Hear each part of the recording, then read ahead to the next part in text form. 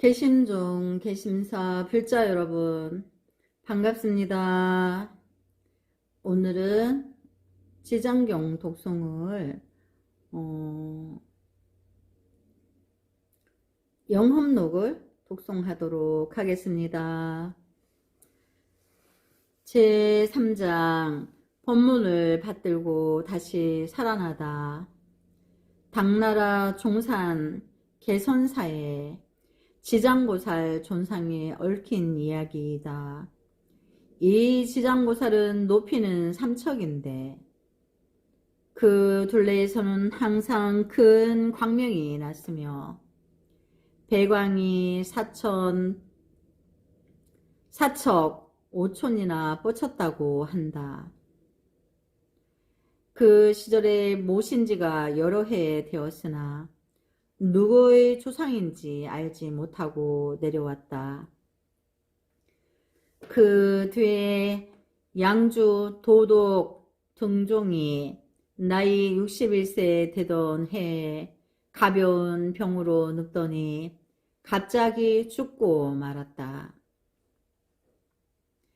그의 가족들은 너무나 급히 당한 일이고 또한 가슴이 따뜻함으로 염하지 않고 놓아두었다. 그랬더니 하루를 지낸 다음 날 밤중에 마치 잠에서 깨어나듯 다시 살아났다. 그리고 말 없이 슬피 통곡하더니 이윽고 자손들에게 입을 열었다. 나를 개선사에 데려다 다고 할 뿐 다른 말은 하지 않았다. 개선사는 거기서 멀지 않은 곳에 있었다. 많은 사람들이 오위하고 부축하며 가마에 태워 개선사로 나아가 스님께 여쭈었다. 이 절의 높이가 3척쯤 되고 광명이 4척이 넘는 지장보살님이 계십니까? 제가 예배 공양코자 합니다. 이 말을 들은 여러 스님들과 함께 갔던 사람들은 이상히 여기면서 등 도독을 지장보살을 모신 법당으로 인도하면서 그 까닭을 물었다. 등 도독은 말 없이 지장보살 앞에 나아가더니 한 번 쳐다보고는 그만 엎드려 눈물을 흘리는 것이었다. 한참 동안 울고 나서 또한 여러 번을 우러러 보며 예경하더니 이윽고 주의 사람에게 말문을 열었다. 내가 죽을 때 사품 벼슬로 보이는 관인이 와서 나를 끌고 가더니 마침내 당도한 곳이 염라대왕 앞이었습니다. 대왕은 나를 보시더니 말씀하시기를 너는 아직 죽을 때가 멀었으니 다시 인간에 돌아가거라. 그리고 부처님 법을 받드는 곳으로 너희 집 사업을 삼도록 하여라. 이곳 지옥이라는 데는 세상 사람들이 많이 오는 곳인데 세상 사람들로는 전혀 알지 못하고 있으니 내가 지옥을 한번 구경하고 가겠느냐. 내가 돌아가서 지옥이라는 곳에 과연 무섭다는 것을 세상 사람들에게 알려주는 것이 좋겠다 하셨습니다.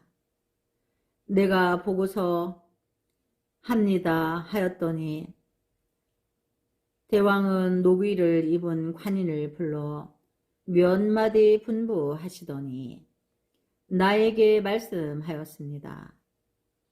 그러면 저 사람을 따라 성 밖으로 나아가 보라. 내가 관인을 따라 동북방 쪽으로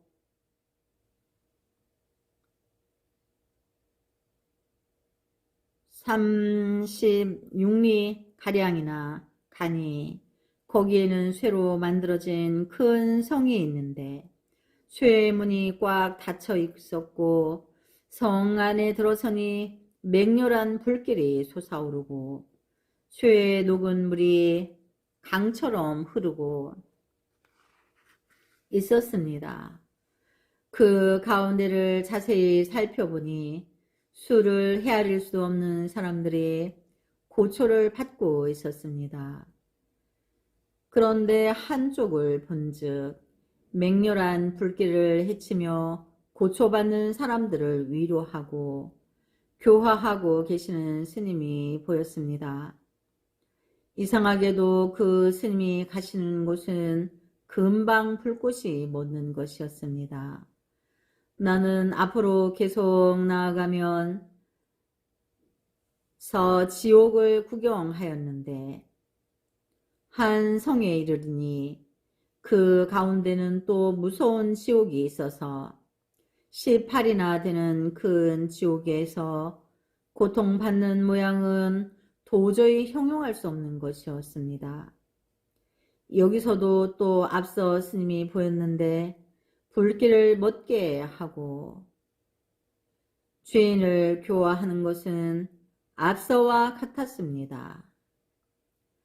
내가 차마 볼 수 없는 지옥의 가지가지 광경들을 낱낱이 구경하고 돌아올 때에 그 스님도 지옥에서 나오시며 나에게 말을 거셨습니다. 내가 나를 알겠느냐? 저는 사실대로 잘 알 수 없습니다. 하였더니 스님이 이렇게 말씀하셨습니다. 나는 개선사에 있는 지장보살이니라. 옛날 지장법사의 제자인 지만법사가 지옥 아기 축생 등 삼도에서 고통받는 중생들을 구해내기 위하여 나의 형상을 만들어 모셨으므로 내가 지만 스님의 청을 받아들여 매일 한 번씩 18대 지옥과 그 밖에 무수한 작은 지옥에까지 다니면서 고통받는 중생들을 교화하고 있는 것이다.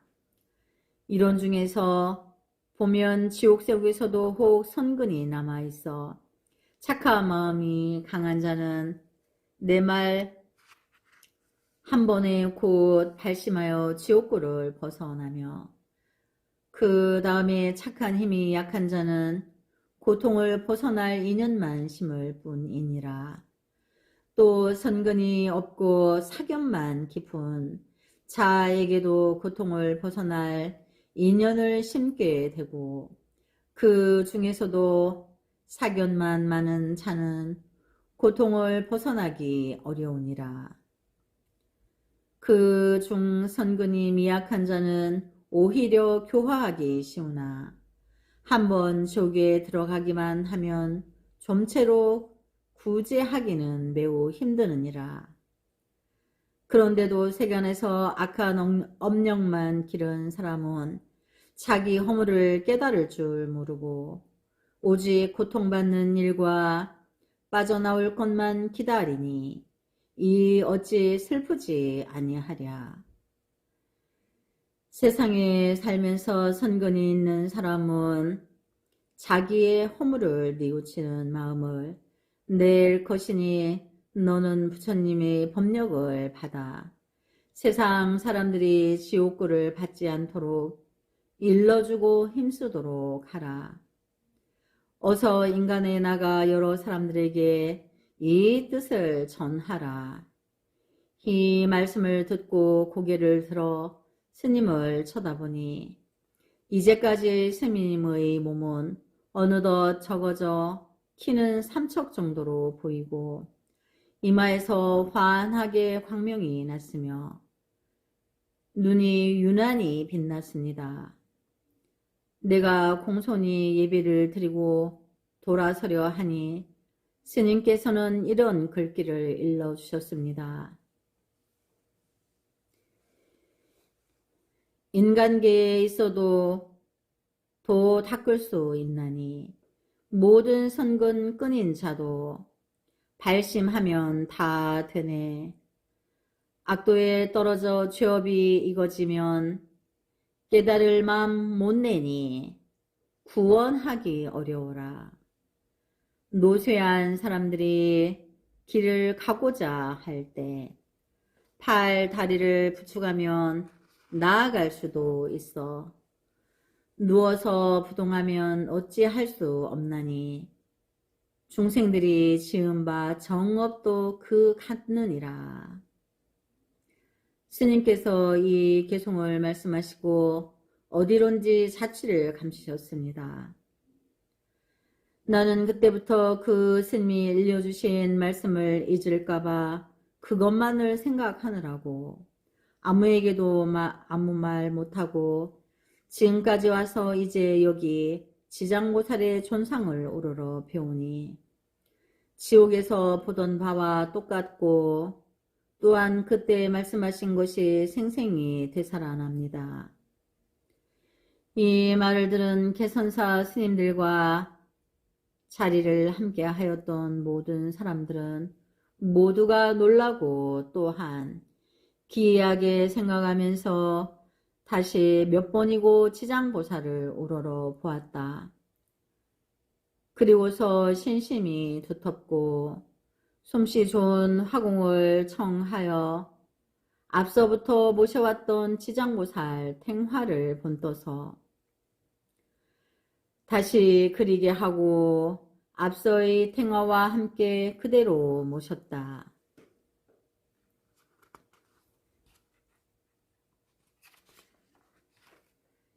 제4장 길가에서 준 지장보살의 영험. 당나라 간주 금수연에 살던 등시랑에 관한 이야기이다.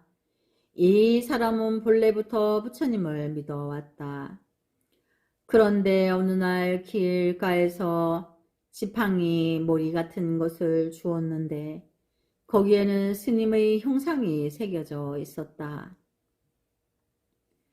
등시랑은 그것을 주어서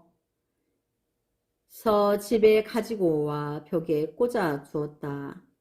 그리고 2년, 3년이 지나서 등시랑은 병이 들어 죽었다.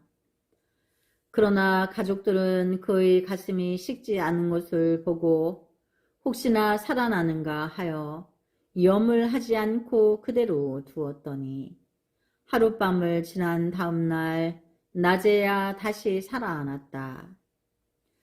그리고 울면서 그 동안에 있던 일을 말하는 것이었다. 내가 처음 죽을 때도 사람이 말을 타고 와서 나를 끌고 가더라. 그리고 얼마인가를 가니 큰 성문이 나타났는데 그 안에 들어가니 거기가 염라청이었다. 거기에는 이루 헤아릴 수 없이 많은 사람들이 결박을 친 채 모여 있었다. 염라대왕은 그들을 향하여 큰 목소리로 무엇인가 꾸짖고 있었다. 만약 내가 차례가 되니 염라대왕은 매우 못마땅한 얼굴로 나를 쳐다보더라. 그런데 그때 한 스님이 후련히 나타났다. 형용이 매우 누추했으나 대왕 앞에 이르자 대왕은 벌떡 일어나 자리에서 내려와 공경스러이 합장하는 것이었다. 그리고 그 앞에 꿇어앉아서 무슨 일로 오셨습니까? 하더라. 스님이 대답하기를 이 사람은 나의 단오리니 꼭 죄를 사하여 주기를 바라오 하시는 것이었다.